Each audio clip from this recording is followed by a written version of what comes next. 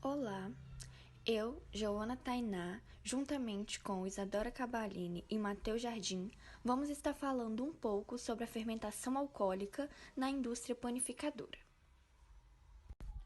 Os seres humanos usam o processo de fermentação alcoólica durante milhares de anos. O pão, a cerveja e o vinho são exemplos de alimentos que a maioria de nós gostamos e que passam pelo processo da fermentação. Mas eles não existiriam se não fosse pela levedura, micro-organismos que podem metabolizar os açúcares anaerobicamente, através da fermentação alcoólica. É um processo anaeróbico, ou seja, sem a presença de oxigênio. O principal objetivo é a formação de ATP para a célula.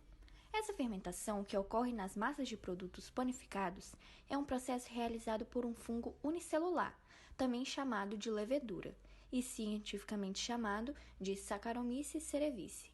Essa levedura utiliza a farinha de trigo como fonte de glicose, faz a fermentação e libera o CO2, fazendo com que a massa cresça. Como ocorre o processo de fermentação alcoólica?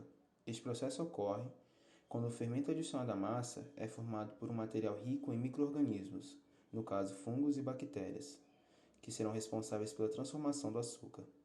Antes de serem misturados na massa, estes micro-organismos encontram-se inativos e, para iniciar o desenvolvimento, a ação fermentativa, eles precisam de alimento, umidade e temperatura, e essas condições são encontradas na massa, a qual é considerado um meio perfeito para o desenvolvimento desses micro-organismos. Bom, a fermentação inicia-se com a glicólise, que é a quebra da glicose em duas moléculas de ácido pirúvico.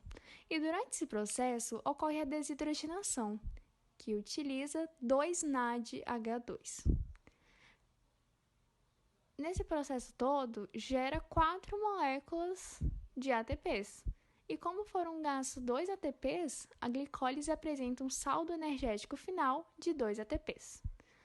Com a liberação de dióxido de carbono, CO2, as duas moléculas de ácido pirúvico se dividem e formam 2 moléculas de acetaldeído, e eles vão ser o receptor final dos íons de hidrogênio, que irão formar o álcool etílico, etanol, que é o produto final, e ele vai evaporar dentro do forno, fazendo o pão crescer.